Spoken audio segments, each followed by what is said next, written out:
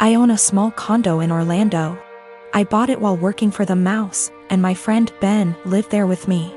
Ben's a cook and is rarely home. He has a large room that is accessible from outside and attached bathroom that locks to the rest of the house. Well, I got a different job, got engaged to my partner, and moved a few hours away. We kept the condo as a place to stay when we visit the parks. And we agreed with Ben that he could continue living there as long as he paid all the utilities and maintained the place.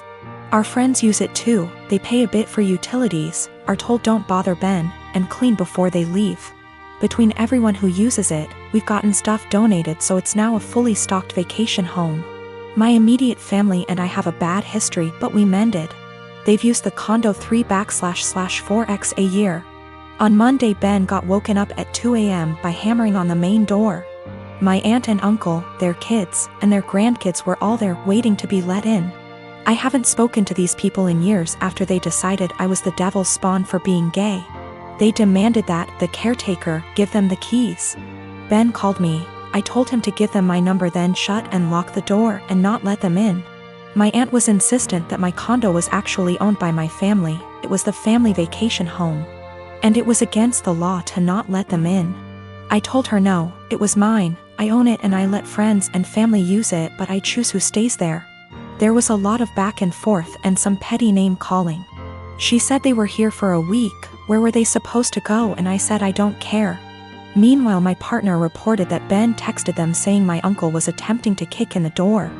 I said tell him to call the police.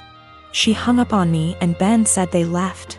In the morning, I got a phone call from my mom trying to convince me to let them stay. We had an argument during which she admitted that she didn't tell people that I owned the property, because she didn't want the rest of our family to know they were in contact with me again. I told her if that's how she wants our relationship to be, then she's no longer welcome. I checked in with Ben and he's okay. Today my aunt sent several texts asking to stay at the house because they hadn't accounted having to pay for a hotel, and they had planned to just buy groceries and use the kitchen. I told her no.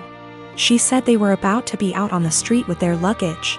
She called me cruel and heartless and that I was ruining Disney for the kids. That made me hesitate, probably because I worked for the Mouse. I know that particular family line has very little money. Yet I find it hard to believe someone would plan a whole vacation without accounting extra funds for it. But the kids are really young. I'm so furious over the homophobia that it feels like a point of pride to deny them access. My dad died and I'm scared my family won't get along. So yesterday after my dad comes home, he eats what my mom made for him. Eggs and Spam. To be clear, he has a pre-existing medical history of high blood pressure and gout. First found out when he was admitted to the hospital in 2015 when he fell ill, and we basically had to force him to go to the hospital. He didn't want to go. He was put on medication since, with changes to them maybe a year or so ago. So back to when after he ate. My half-sister heard a thud around 740-ish and told me to check. She thought maybe my parents are arguing. I go down and see my dad on the kitchen floor, my mom behind him a few feet away, and I hear him snoring. I ask my mom a question, get worried, run back upstairs and knock on my sister's door. She calls my other sister and also tells me to stop wasting time, call 911. I was scared and frantic. I wish I called 911 or saw him when he came in so I could maybe have called sooner. They get frantic too and we all start yelling at each other, and I try to maintain order also as I'm talking to 911 person.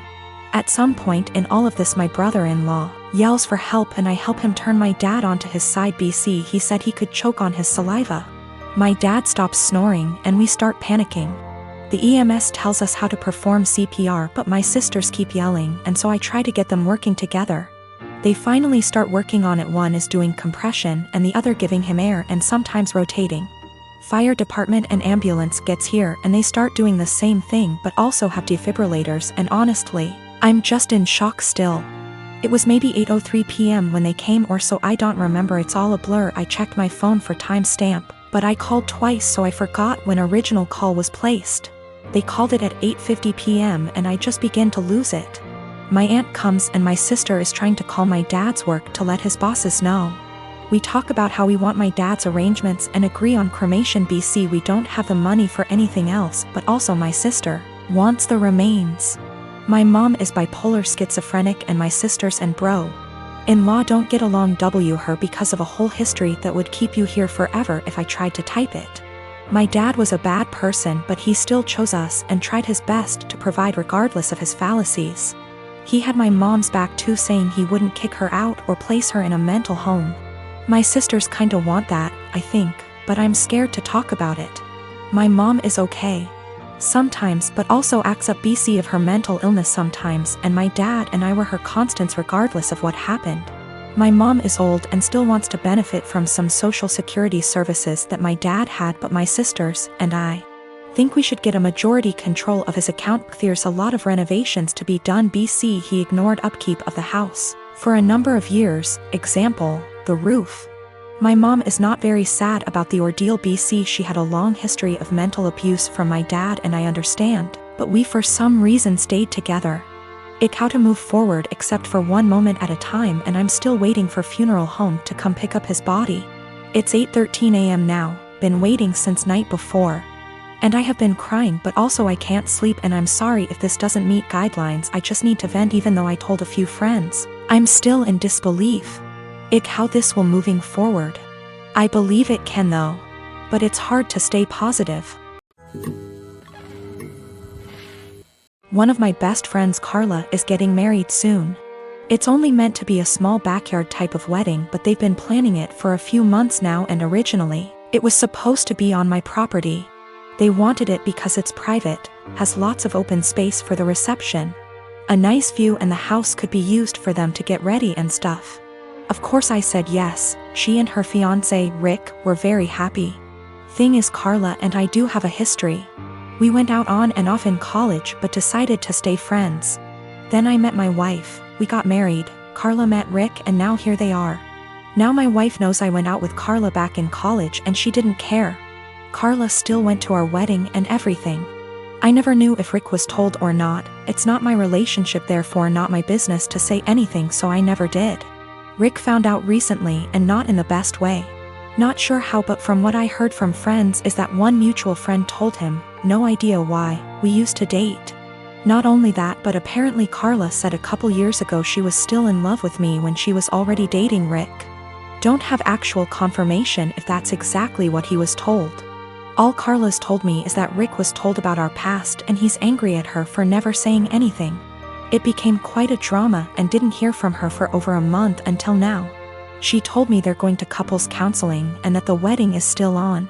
But Rick requested that I not attend.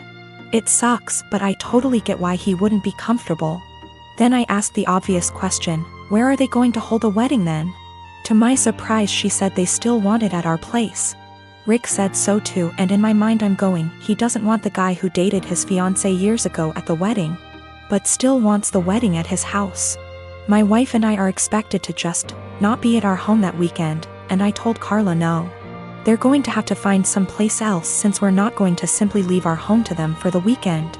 Not only for safety reasons, but it just doesn't make sense. Rick doesn't want me around because he's not comfortable, but is comfortable enough to have their wedding at my house. They really want their wedding here though, and because of that I've been bugged by not only her but also Rick, and some friends who think I'm being a petty asshole for not letting them have the wedding here anymore. Honestly, don't think that I am. It just doesn't make sense at all to have to leave our own place for a wedding we're no longer welcome to, and leaving our home totally vulnerable. Still, being accused of sabotaging their wedding, and Rick believes it's the least I can do after everything. My mom left my dad when I was 17, I'm 29 now, and had a new boyfriend literally straight away. We all suspected that she was cheating with this dude beforehand, but there was never any proof, and she even to this day refuses to admit it. She had 2 more kids with this guy. When my mom and dad broke up, I moved out to live with my dad, who had moved back in with his parents. The major reason for this was because she told me to leave as I kept fighting with her new dude. I really did not want to deal with a new guy in my mom's life, and I was really upset that she didn't give a shit about how much pain my dad was in. When she told me to leave, something in me changed, and I am still unable to forgive her. That solidified BC. My 14-year-old sister stayed with my mom for a year and then begged to come and live with my dad because she hated it so much at my mom's place. And my sister and mom were close, so for my sister to feel that way, it must have been bad.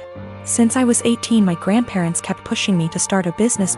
I liked to tinker and had built a few specialized tools for a niche construction industry that my dad was in, and they saw potential in me.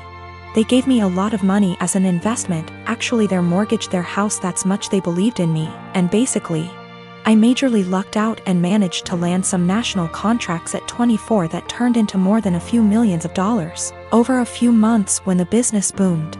The profit trajectory has risen since then, and basically, I'm living a life I never thought would be for a schmuck like me. I moved my dad, sister, and grandparents out to the East Coast a couple years back, and we've started a new life. I am surrounded by people who see and saw the best in me, and I'm grateful so much. I was seriously messed up after my mom blew our family apart. For the last couple years or so, my mom has been on my case to reunite with her. She is getting increasingly more insistent that I go visit her and her boyfriend and kids, and keeps trying to guilt trip me, because my sister has a much more privileged life now and my younger two half-siblings don't. She keeps telling me that even if I don't forgive her, I should look out for the kids as they're innocent in all this. She made her bed and she can lay in it, but the guilt eats me alive sometimes. I just can't forgive her though.